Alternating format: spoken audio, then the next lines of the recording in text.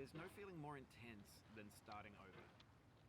If you deleted your homework the day before it was due, as I have, or if you left your wallet at home and you have to go back after spending an hour in the commute.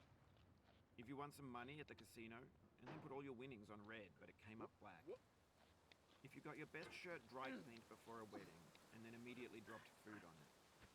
If you won an argument with a friend and then later discovered that they just returned to their original view. Starting over is harder than starting up. If you're not ready for that, like if you've already had a bad day, then what you're about to go through might be too much. Feel free to go away and come back. I'll be here. No. Alright, thanks for coming with me on this trip. I'll understand if you have to take a break at any point. Just find a safe place to stop and quit the game. And don't worry, I'll save your progress, always. Even your mistakes. This game is a homage to a free game that came out in 2002, titled Sexy Hiking. The author of that game was Jazuo, a mysterious Czech designer who was known at the time as the father of B games. And B games are rough assemblages of found objects. Designers slap them together very quickly and freely, and they're often too rough and unfriendly to gain much of a following.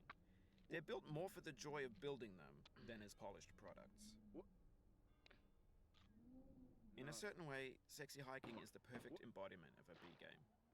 It's built almost entirely out of found and recycled parts, and it's one of the most unusual and unfriendly games of its time. In it, your task is simply to drag yourself up a mountain with a hammer. And that act of climbing, in the digital world or in real life, has certain essential properties that give the game its flavor. No amount of forward progress is guaranteed. Some cliffs are too sheer or too slippery. And the player is constantly, unremittingly in danger of falling and losing everything. Anyway, when you start Sexy Hiking, you're standing next to this dead tree that blocks the way to the entire rest of the game. It might take you an hour to get over that tree, and a lot of people never got past it. You prod and poke at it, exploring the limits of your reach and your strength, trying to find a way up and over. And there's a sense of truth in that lack of compromise. Most obstacles in video game worlds are fake. You can be completely confident in your ability to get through them once you have the correct method or the correct equipment or just by spending enough time. In that sense, every pixelated obstacle in Sexy Hiking is real. The obstacles in Sexy Hiking are unyielding, and that makes the game uniquely frustrating. But I'm not sure Jazuo intended to make a frustrating game. The frustration is just essential to the act of climbing, and it's authentic to the process of building a game about climbing.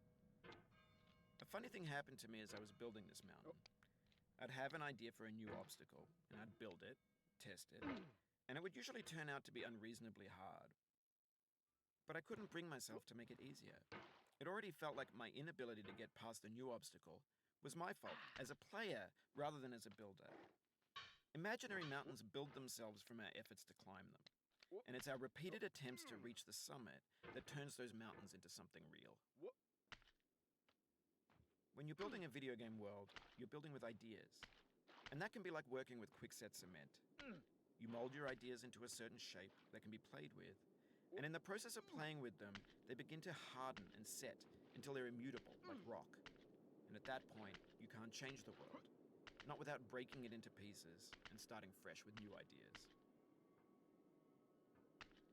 For years now, people have been predicting that games would soon be made out of prefabricated objects, bought in a store and assembled into a world. And for the most part, that hasn't happened, because the objects in the stores are trash. I don't mean they look bad or that they're badly made, although a lot of them are. I mean they're trash in the way that food becomes trash as soon as you put it in the sink. Things are made to be consumed and used in a certain context, and once the moment is gone, they transform into garbage. In the context of technology, those moments pass by in seconds. Over time, we've poured more and more refuse into this vast digital landfill that we call the internet. It now vastly